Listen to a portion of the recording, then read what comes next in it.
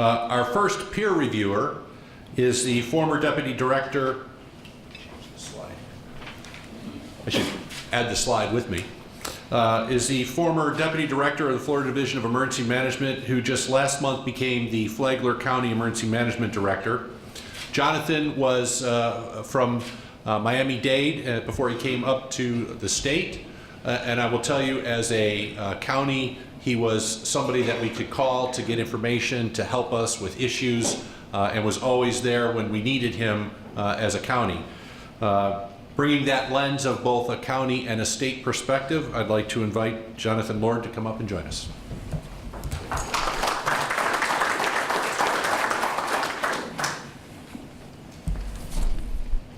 Let me just first say thank you for, it's a privilege to be included in part of this process and for such a great community. I'd like to first start off by building upon something that Mr. Fugate had mentioned, and he mentioned the concept of opening all of your shelters. And you know, that concept may seem daunting to you all at times as you work through that process, but I also want to draw attention to the fact that you should also identify backup shelters.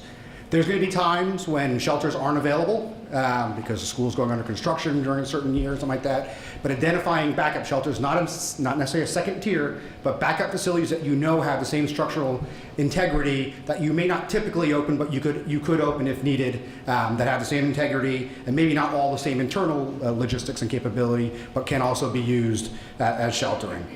As the community looks at transitioning until taking a stronger role in sheltering, that's nothing unique in this state right now. In the 04 and 05 hurricane seasons, the primary shelter manager and operator was the American Red Cross. It was the same across the whole country. They would open up shelters before the storm and staff them, and also do the same thing after the storm.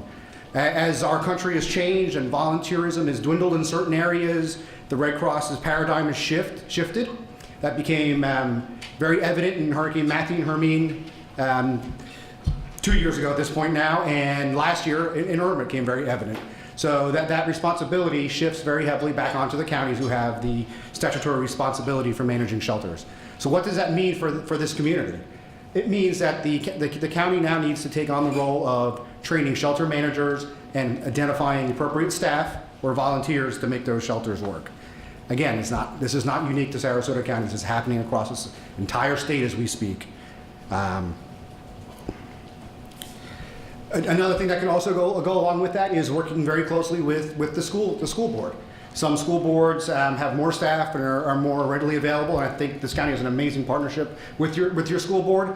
Is they also have staff available. What staff can they make available, and what staff can they turn into shelter personnel or shelter managers? There's many communities throughout the state where the school board is running the shelters entirely, and again, it's based on available assets. And there are other communities where the school board takes over the management of the shelters, but the county provides the staffing to those shelters.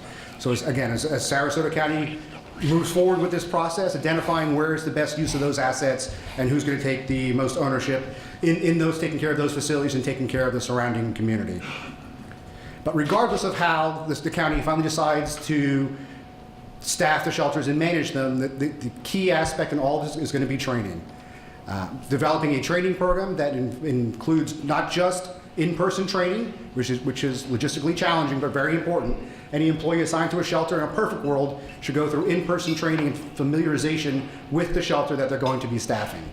However, also realizing that we don't live in a perfect world, having available resources using technology such as the county's intranet or website, allowing folks to have training online and have folks that have gone through the in-person training the ability to have a refresher training once a quarter or once a year.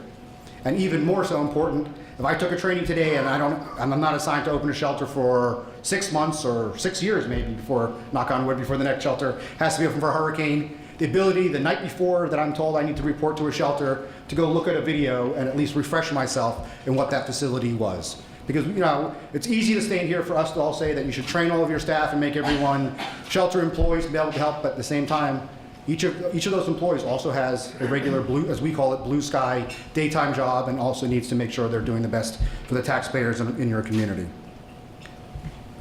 As you're developing and looking at shelters and new shelters, that's the perfect time to identify those teams.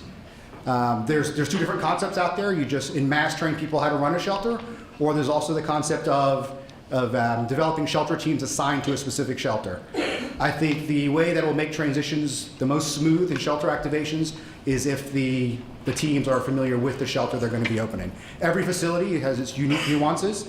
The hallways are different, the rooms are different, the principal is different at each school. So if it's possible to have teams that are familiar with the shelter already, and as the community is assessing those shelters, allowing those teams to come in at some point to see where they will be setting up at some point in time, and then exercising that as frequently as possible.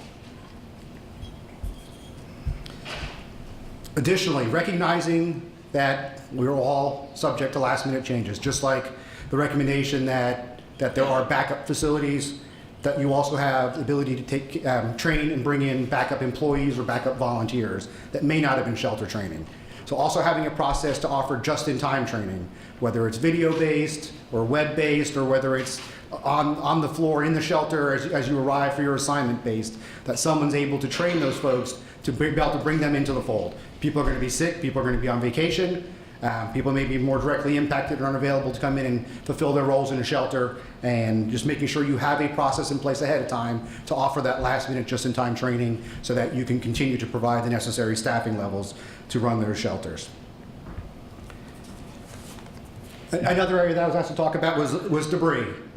Sarasota County was obviously saw with this last storm the same thing that every other community in Florida saw. Debris clearance times are not what we all thought they would be. Unfortunately, it was a myriad of factors that caused that to happen. It was the recent storm right before Harvey up in Texas that took away a lot of those contractors.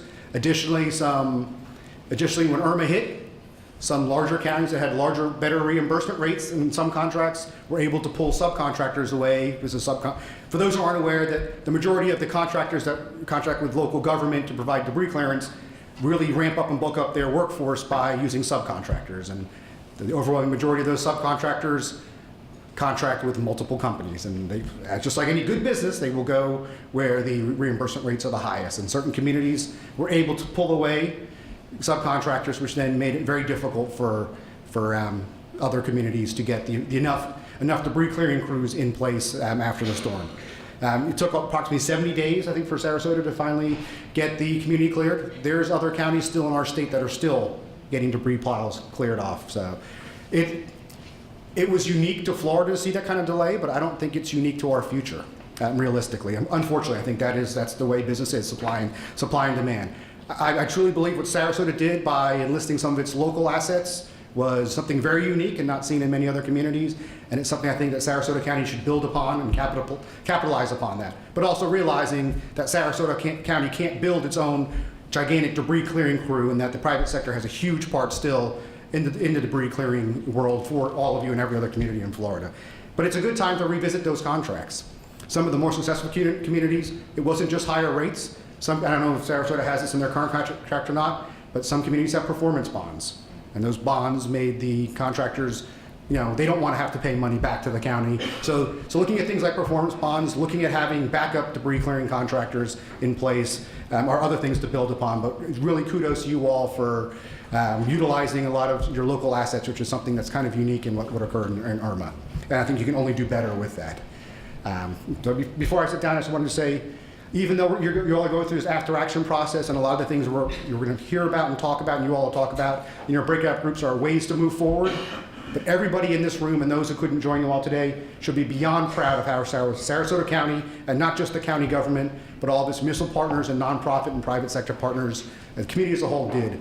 Sarasota County did an amazing job. Knock on wood, the storm didn't end up being what it could have been to this community, but the partnerships that you all displayed, just kudos to you all. I'm very proud to be in a state and know that a county like this truly has its act together and is an amazing team, so thank you.